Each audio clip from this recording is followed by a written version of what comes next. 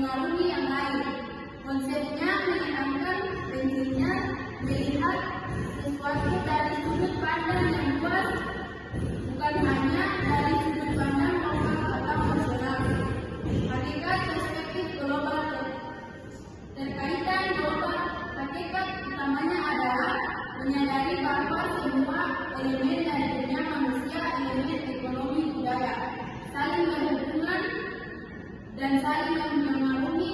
Misalnya perubahan iklim di Asia dapat mengaruhi pasokan padang di Eropa. Yang kedua, kesatuan dan keragaman mengakui bahwa dunia memiliki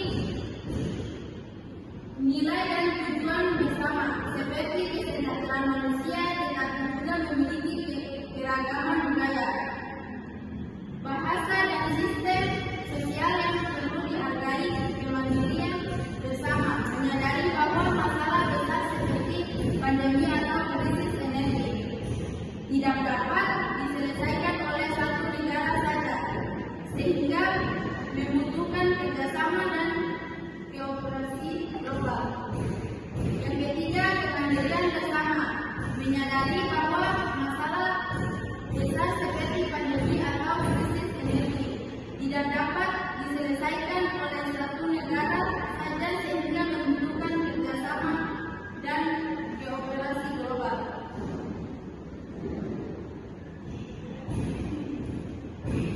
Konsep perspektif global melampaui batasan nasional, berpikir melewati batas negara, wilayah atau kelompok untuk melihat masalah dari sudut pandang keseluruhan dunia, memahami konteks global, menganalisis sesuatu dengan mempertimbangkan faktor-faktor global seperti perdagangan, teknologi, budaya, dan politik yang mempengaruhinya. Memahami konteks global, menganalisis sesuatu dengan mempertimbangkan faktor-faktor global, perdagangan, teknologi, budaya, dan politik yang mempengaruhinya.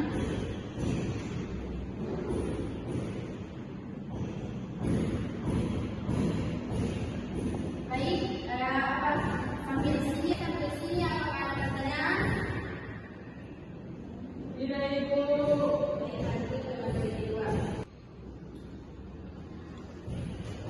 Perspektif global dan ilmu pengetahuan sosial. Perspektif global dan ilmu pengetahuan sosial, IPS memiliki hubungan yang sangat erat. Perspektif global memperluas bentuk pemikiran dalam IPS, sedangkan IPS memberikan kerangka analitis untuk memahami fenomena global.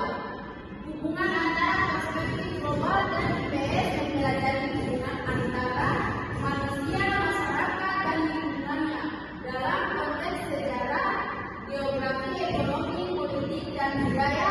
Perspektif global menambahkan dimensi dunia sebagai satu kesatuan ke dalam analisis ini, sehingga studi IPS tidak lagi terbatas pada skala lokal atau nasional, melainkan melihat bagaimana faktor-faktor tersebut saling terhubung secara global.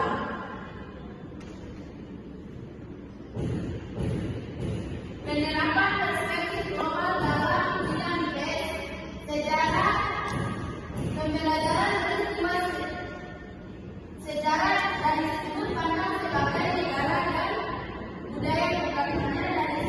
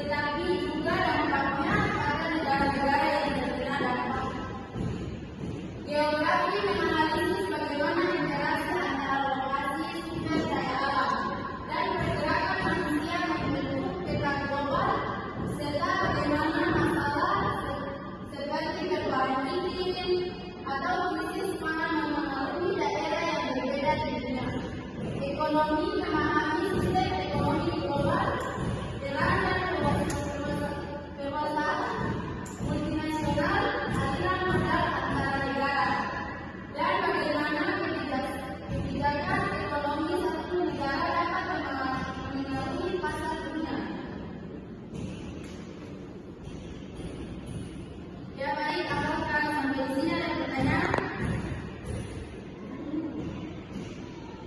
Ada Ibu dapat jelaskan ulang tentang ya baik, hubungan antara perspektif global yaitu mempengaruhi hubungan antara masyarakat dan lingkungan dalam konteks sejarah, geografi, budaya. Perspektif global menambahkan dimensi dunia sebagai satu kesatuan sehingga studi PS tidak lagi terbatas pada skala lokal atau skala nasional. Lanjut, keberagaman budaya dan interaksi global. Keberagaman budaya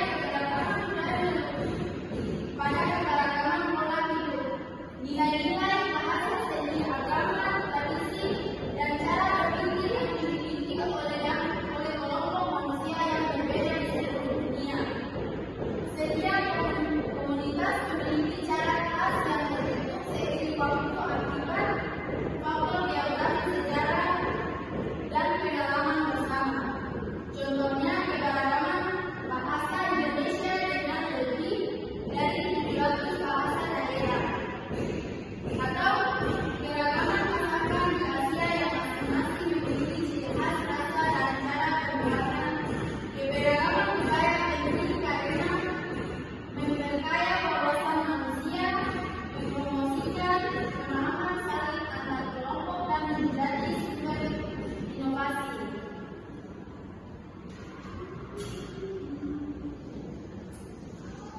Interaksi global adalah proses pertukaran dan hubungan antara individu, komunitas, atau negara seluruh dunia yang semakin erat dan cepat didorong oleh kemajuan teknologi seperti internet dan transportasi.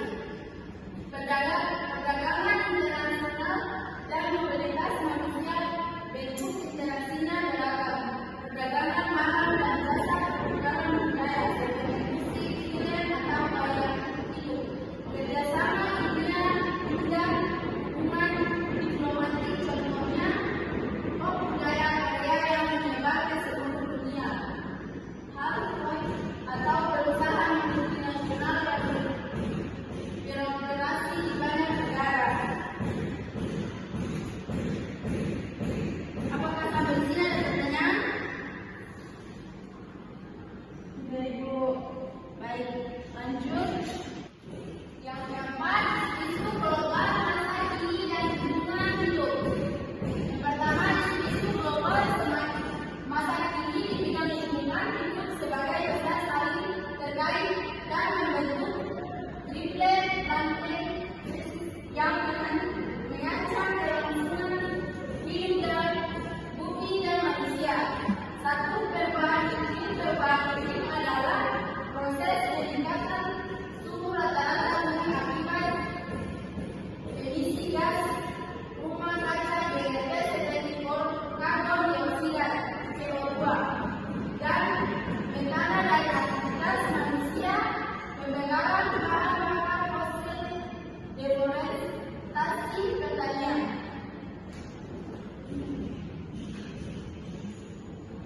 Ciri-ciri suhu global telah dilampaui 1,2 di bidang masa praindustri dengan tahun 2024 menjadi tahun pertama dalam sejarah pencatatan. Terjadi peningkatan frekuensi dan intensitas cuaca ekstrim seperti gelombang panas, kebakaran hutan, banjir, kekeringan, dan badai yang lebih kuat. Dampak mencairnya es kutub dan glasier, kenaikan permukaan laut, kerusakan ekosistem seperti terumbu karang dan hutan tropis, kelangkaan air dan pangan, serta potensi migrasi manusia dan konflik akibat persaingan sumber daya.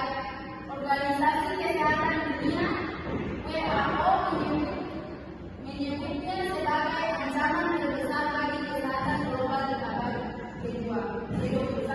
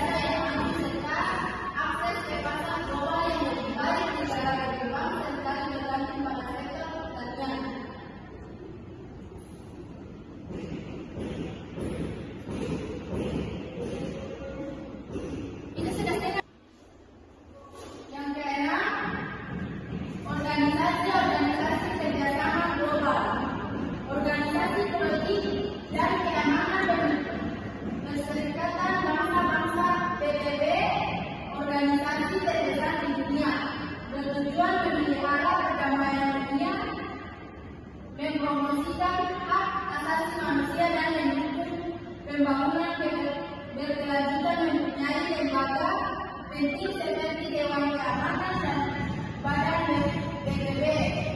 Untuk pembangunan Organisasi Perdagangan Dunia, WTO mengatur aturan perdagangan global, menyelesaikan sengketa perdagangan antara negara dan mempromosikan perdagangan bebas. Yang kedua, Organisasi Ekonomi G20 kelompok mencakup 19 negara utama dan Uni Eropa bertugas membahas masalah ekonomi global seperti pertumbuhan ekonomi, stabilitas keuangan, dan pembangunan Bank Dunia, memberikan pinjaman, hibah dan nasibah kepada negara berkembang untuk mendukung proyek infrastruktur, pendidikan, dan pengentasan kemiskinan. Badan Moneter Internasional IMF membantu negara dalam kesulitan keuangan, mempromosikan stabilitas mata uang global dan memantau perekonomian dunia.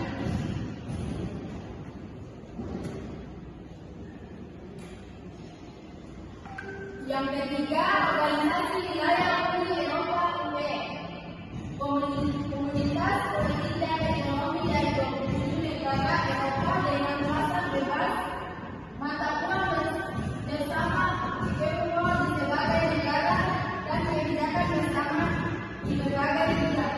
Setiap negara ASEAN kerjasama antara 10 negara ASEAN negara untuk memperkuat perdagangan keamanan dan integrasi regional. Organisasi Amerika Serikat (OAS) kerjasama antara negara-negara Amerika untuk mempromosikan perdamaian ekonomi dan hak asasi manusia di benua. Yang keempat, organisasi lainnya kesehatan lingkungan. Organisasi Kesehatan Dunia (WHO) mengkoordinasikan tanggapan global terhadap wabah penyakit, mempromosikan kesehatan masyarakat dan mengembangkan standar kesehatan. Program PBB untuk lingkungan UNEP bertugas melindungi lingkungan global, menangani perubahan iklim dan mempromosikan pembangunan berkelanjutan. Sampai di sini apakah ada pertanyaan? Ada Ibu menjelaskan tentang organisasi lainnya. Baik, organisasi lain kesehatan lingkungan. Organisasi Kesehatan Dunia (WHO) mengkoordinasikan tanggapan global terhadap wabah penyakit, mempromosikan kesehatan masyarakat dan mengembangkan standar kesehatan. Program PBB untuk lingkungan UNEP bertugas melindungi lingkungan global, menangani perubahan iklim dan mempromosikan pembangunan berkelanjutan. Lanjut, yang ketujuh, pembentukan organisasi-organisasi regional. Yang pertama, Asosiasi Negara-Negara ASEAN Tenggara (ASEAN) membentuk 5 negara pendiri dari Indonesia, Malaysia, Singapura, Thailand, dan Filipina. Waktu dan tempat didirikan pada 8 Agustus 1967 di Bangkok, Thailand, melalui penandatanganan perjanjian Bangkok Bata Belaka untuk menciptakan perdamaian, stabilitas, dan kerjasama ekonomi di kawasan yang saat ini dipenuhi ketegangan politik. Yang kedua, Uni Eropa (UE), pembentukan berawal dari Komunitas Eropa Bahan Bakar Nuklir Euratom dan Komunitas Eropa Ekonomi (EEC). Pada tahun 1957, negara pendiri adalah Prancis, Jerman, Barat, Italia, Belanda, Belgia, dan waktu dan tempat didirikan melalui perjanjian Roma tahun 1957. Seiring waktu berkembang menjadi IPS setelah perjanjian Maastricht tahun 1992, latar belakang untuk mencegah perang Eropa ekonomi dan politik negara-negara anggota.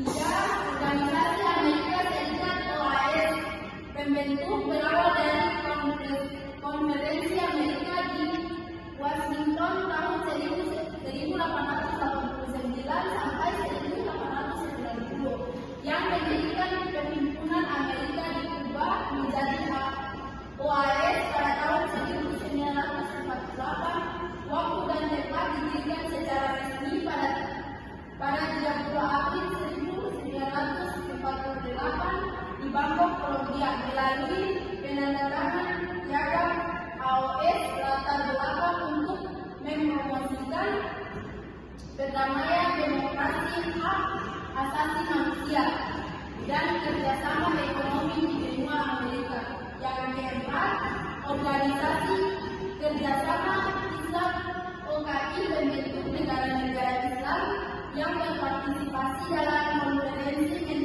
Menteri Luar Negeri Islam pertama di Rabat, Maroko 1948 di Bangkok, Kolombia, melalui penandatanganan piagam AOS latar belakang untuk mempromosikan perdamaian, demokrasi, hak asasi manusia, dan kerjasama ekonomi di benua Amerika. Yang keempat, Organisasi Kerjasama Islam OKI membentuk negara-negara Islam yang berpartisipasi dalam konferensi Menteri Luar Negeri Islam pertama di Rabat, Maroko.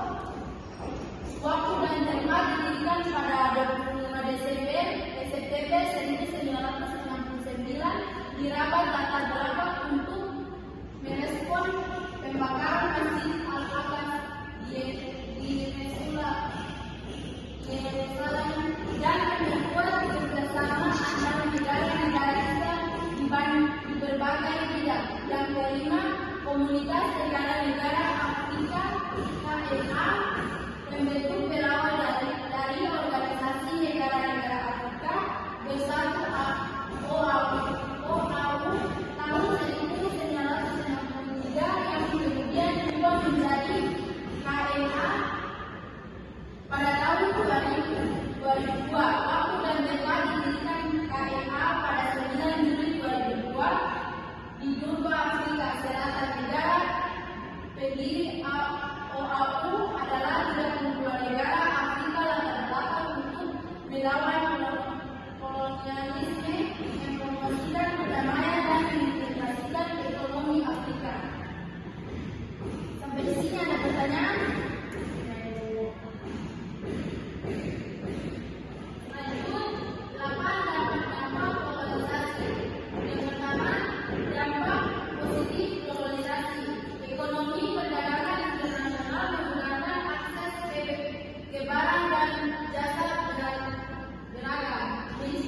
Maju sulang.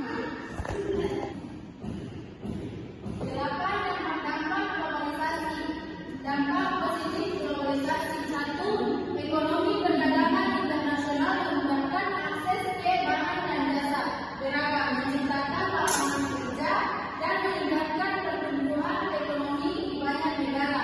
Contohnya, investasi perusahaan multinasional di negara berkembang yang menciptakan lapangan kerja. Dua, teknologi dan informasi, penyebaran teknologi internet telekomunikasi semakin cepat membuat informasi mudah diakses dan mudah komunikasi antar benua. Yang ketiga, budaya pertukaran budaya semakin erat, memperluas wawasan dan menciptakan budaya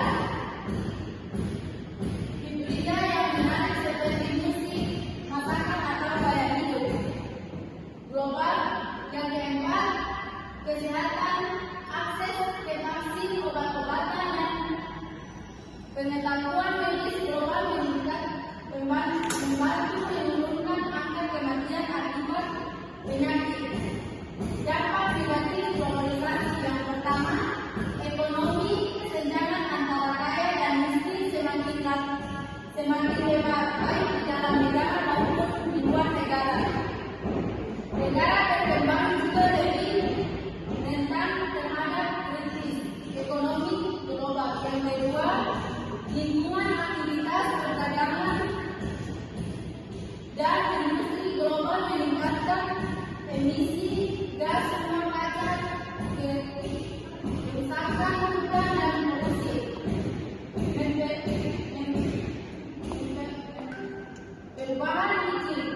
ketiga, budaya berisiko menyebabkan komunisasi budaya, di mana budaya dominan seperti budaya barat menutup budaya lokal yang mengaruhi keberagaman. Yang keempat, sosial dan politik integrasi dapat menimbulkan konflik sosial dan keputusan ekonomi global seringkali kurang memperhitungkan kepentingan masyarakat lokal. Yang kesembilan, globalisasi dalam bidang teknologi. Apa itu globalisasi dalam ilmu dan teknologi? Merupakan proses pertukaran, penyebaran, dan integrasi pengetahuan dunia, inovasi dan teknologi di seluruh dunia yang semakin cepat dan bergerak. Ini memungkinkan penelitian, insinyur, dan perusahaan dari berbagai negara kerjasama, berbagi penemuan dan mengembangkan teknologi yang berdampak global. Ciri-ciri utama: 1. Globalisasi dunia internasional, penelitian bekerja sama antara negara dalam penelitian, misalnya proyek penelitian antar bisa atau vaksin pandemi. Yang kedua, penyebaran teknologi cepat, teknologi baru seperti smartphone, AI atau platform digital. Penyebaran ke seluruh dunia dalam waktu singkat. Yang ketiga, rantai pasokan teknologi global. Komponen teknologi dibuat di berbagai negara dirakit bersama, misalnya chip semikonduktor dibuat di Taiwan, dirakit di Tiongkok untuk produk global. Yang keempat, akses pengetahuan global. Internet dan database ilmiah memudahkan akses ke penelitian dan publikasi dari mana saja.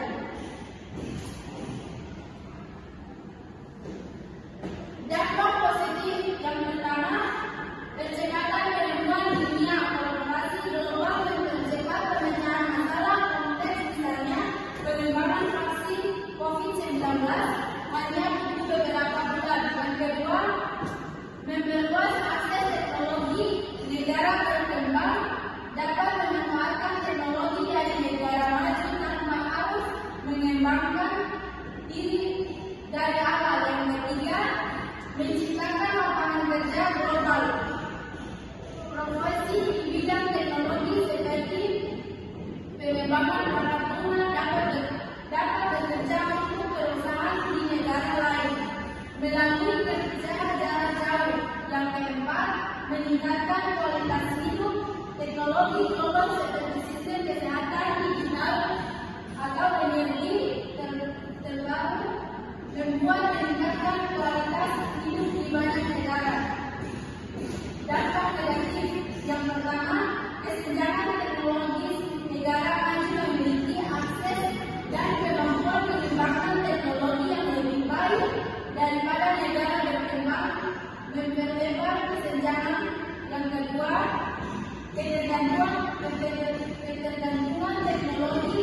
Negara dapat tergantung pada teknologi dari negara lain dan berisiko pada keamanan nasional. Yang ketiga, masalah hak cipta dan paten.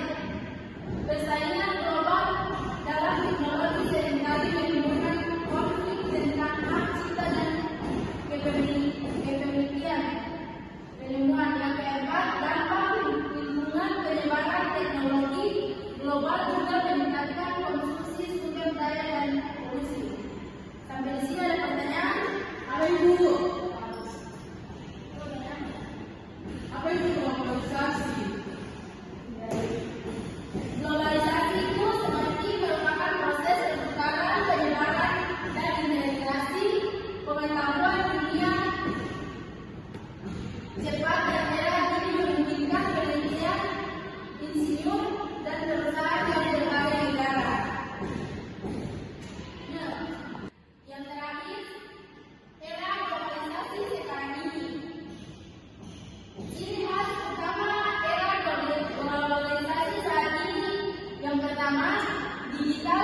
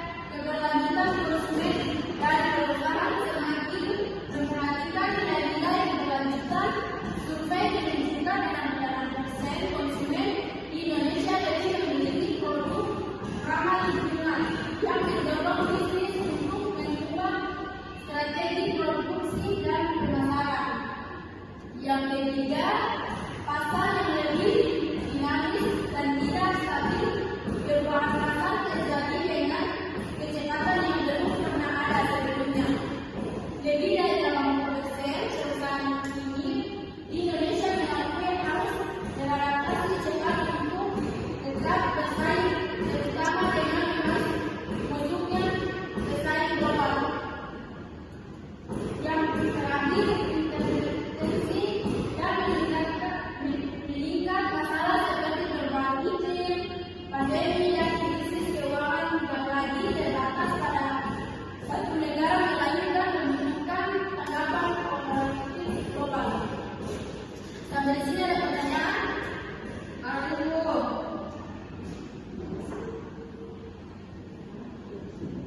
Yang mana? Boleh. Jelas dan yang paling penting.